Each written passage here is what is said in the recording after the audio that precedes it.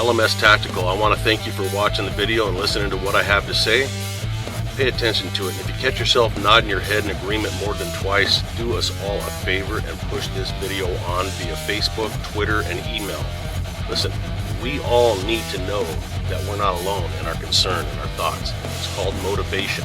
We need to motivate each other, otherwise it feels like we're just a piece of salt and pepper shaker. And that ain't the case. We're being led to destruction by a very small group of people. Let's band together and speak with one clear voice. Enjoy the video.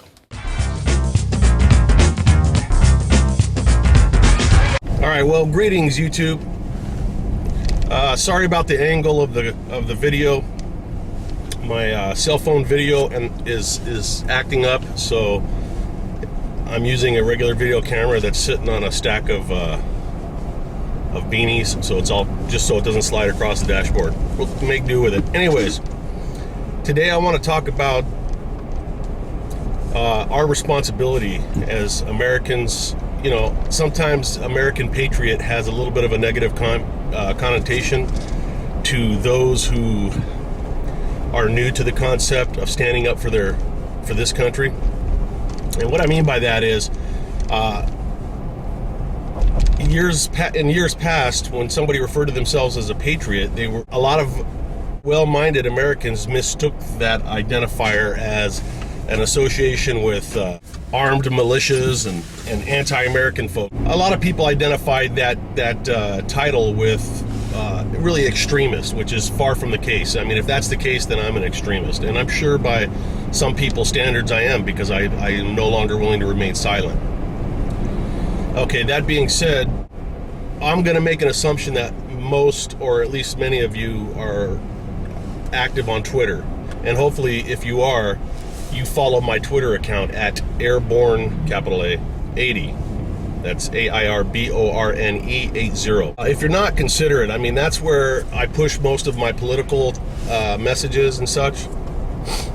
And it's a very good tool. And I don't want to make this a Twitter commercial, but I can tell you that my experience with some of the conversations on Twitter and the direct messages and such that I get from people, they're experiencing the same frustration. Looks like a tornado that I experience too, which is a legitimate question.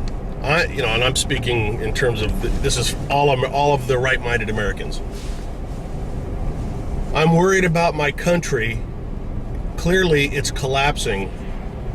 What can I personally do about it? That's a good question to ponder, and hopefully you have.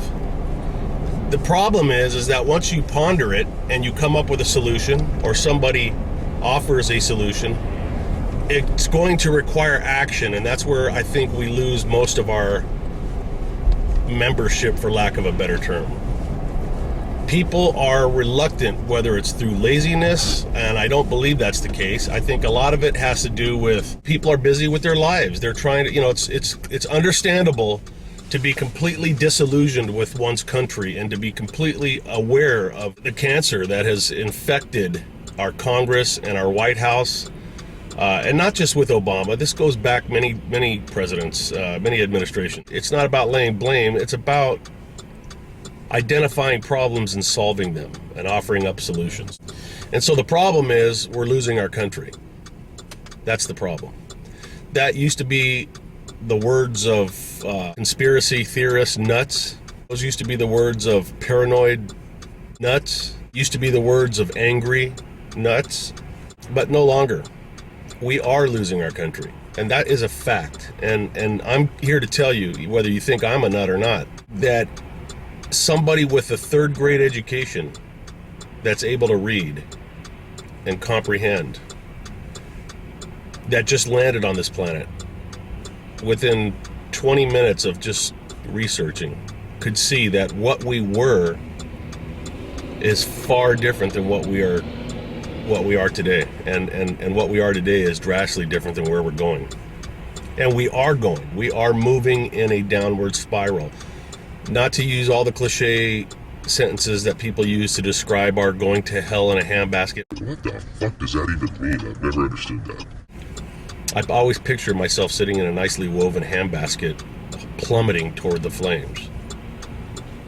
I'm sure there's a story behind it. But we are. That's where we're going, man. We're going down, and we are losing our freedoms. We're losing our rights. Democrats, I hope you're still with me on this, because this message is for everybody, man. This is not just for people that agree or think like I do.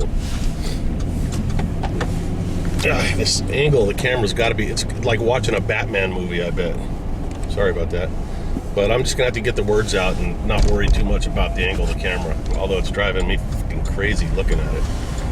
Democrats, my message to you is, if you're going to defeat an enemy, you have to understand them. And to understand them, you have to think like them. So no matter what you feel about the Republicans, the GOP, the Tea Party, me, people that think like me, the Second Amendment, no matter what you feel about any of that, you are a free-thinking person. You are capable of making and are forming your own opinion. And I'm asking you to do that. Don't listen to any rhetoric from people like me or any of the pundits. Ask yourself when you're all alone and nobody has to know, just sit alone and ponder what this country used to be and what it is, where it's going, and why it's changing. And is that really the change that you want?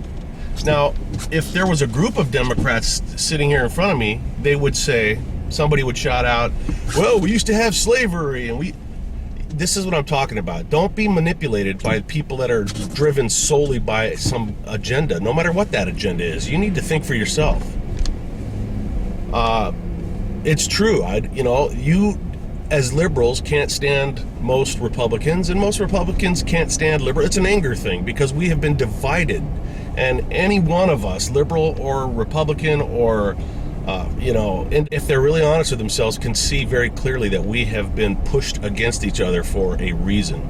The longer we are at odds with each other, the easier it is for somebody else to form the type of country that they want us living in. And is that really what you want? You don't want a king. If you wanted a king or a dictatorship, there's plenty of those to go to. There'd be no reason for us to participate in the destruction of America. If you find yourself as a Democrat focused solely on the Second Amendment issue, you're being manipulated. This is far and above, and that's another video, but it has nothing to do with guns. This has to do with protecting the Constitution and our constitutional rights. I'm digressing. Let me try and bring us back to where I kind of hope to go. LMS Tactical. I'm going to take a little break here in the video just to remind you that if you haven't subscribed already to my channel, be sure and do so right now. This is a good time to do it. You look down on the bottom of the screen and hit that subscribe button, because I'm uploading videos, multiple videos weekly, and it's important at this stage of the game that we stay informed and that we get varied ideas from people. Okay, I'm not always right, but something I say or something somebody else may say on their video could spark your own mind to open up and go into a direction that it hasn't gone before. And at the very least, you need to know that you're not gritting your teeth alone. Thank you for watching, and enjoy the rest of the video. All right, I'm talking to everybody, Republicans and Democrats. What can we do about it? What is it we can do about it? I'm not willing to accept any more excuses from people because they have jobs or they're law enforcement and they'll get fired.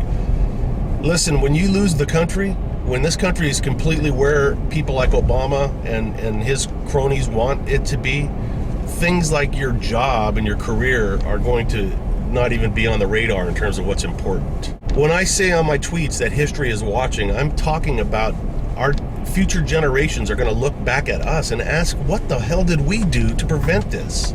Just like we look back on the Jews of early 40s in Germany. And the other Germans that didn't take a stand, that all sat around their dinner tables and knew that something was going on. Listen, Charlie wonders who I'm talking to. He's making a video. Listen, make no mistake about it. During the early days of the Holocaust, the Jews living in Germany were not rounded up yet.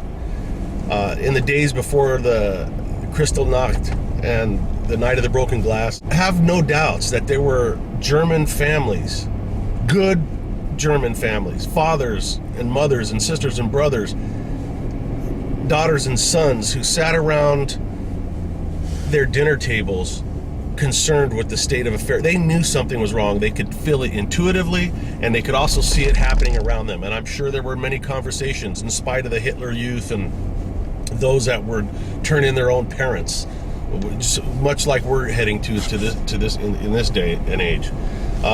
Rest assured that there were conversations that took place that included discussions about this guy with the funny mustache and how scary it was, and something bad's going to happen.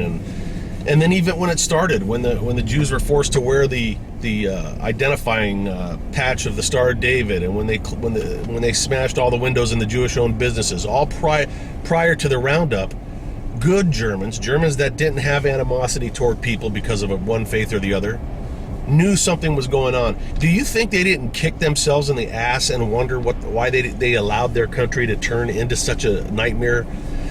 Do you think that people in this day and age, all these years later, we don't ask, why didn't they do this? Why did the Jews give up so willingly? Why did they turn in their weapons? Why didn't they do this? Why didn't they flee?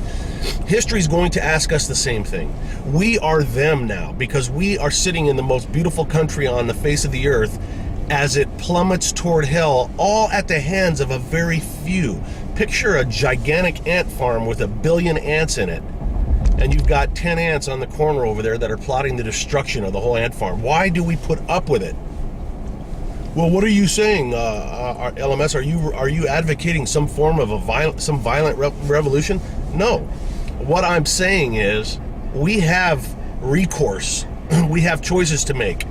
I'm going to later on today, I'll hope maybe it'll be done by the time I post this, I'm going to write a blog, for lack of a better terms, in the forum section of riseagainsttyranny.com, and I'll push that out through Twitter. But if you don't, take a look at it and check back, and please respond to it. I'm going to lay out a couple of ideas. Last night I came up with an idea and I tweeted out that we need to go Rosa Parks on the media. The media has been hijacked. Listen, even liberals know this. The media has been completely hijacked. Not just because of them not being allowed to see the president and Tiger Woods golf, but the Hollywood elite who rail against firearms, and then they make billions of dollars with movies that depict them killing people with firearms. The hypocrisy. Hollywood actors and actresses who kiss Obama's ass so that they can get invited to the White House, and it's disgusting. And state-run media, the mainstream media, how they selectively show things so that one truth is covered up and a lie is brought to the surface in the form of a truth. They need to pay a price, and we have the ability to do it, just like Rosa Parks, by not caving in to the bullshit that she was put under. She stood up, so to speak, and that culminated into the boycott, and I believe it was Birmingham, which shut that bus company down. We need to do the same thing. We cannot just sit there and say, I agree with you, and then go on about our business. We need to pick a date and a time, and that will be the start date. And between now and that date, we need to push this and get ourselves geared up to not spend for 30 days or whatever we come up with. But I would suggest 30 days of not one, I'd like to see it permanent, but not one dime toward any sponsor that has any sponsorship with any of the mainstream media, and by boycotting all movies that have any of the actors involved in those movies that have done their share to destroy this country.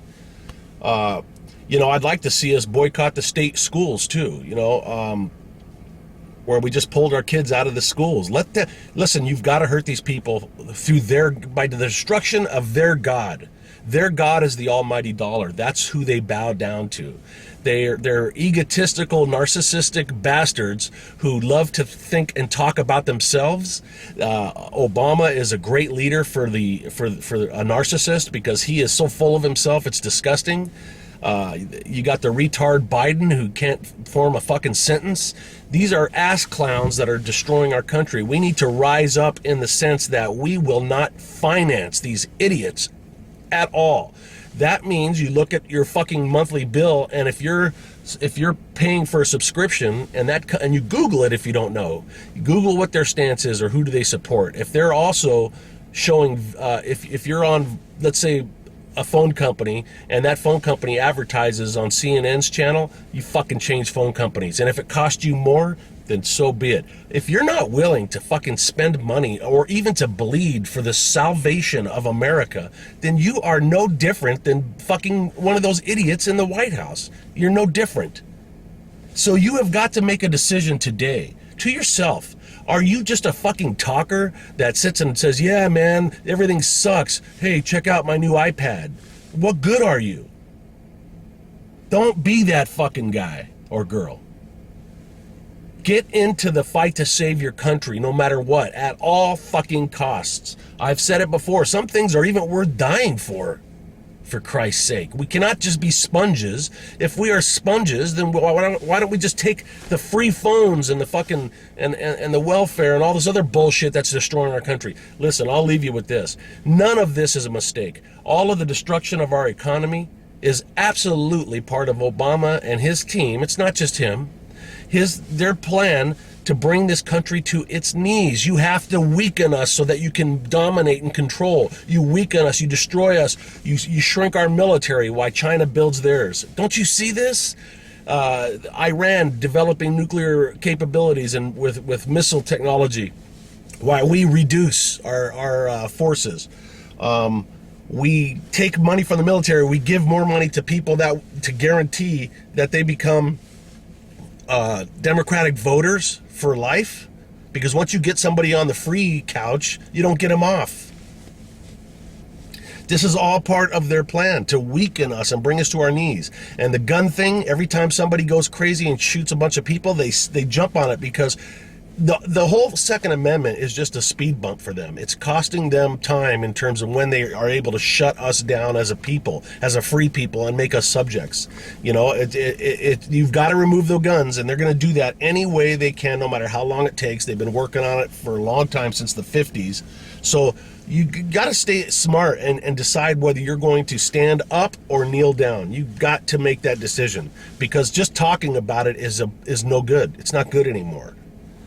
So let me know what your thoughts are. And, don't be afraid to make a response video. If your boss sees you on YouTube and fires you, fuck him.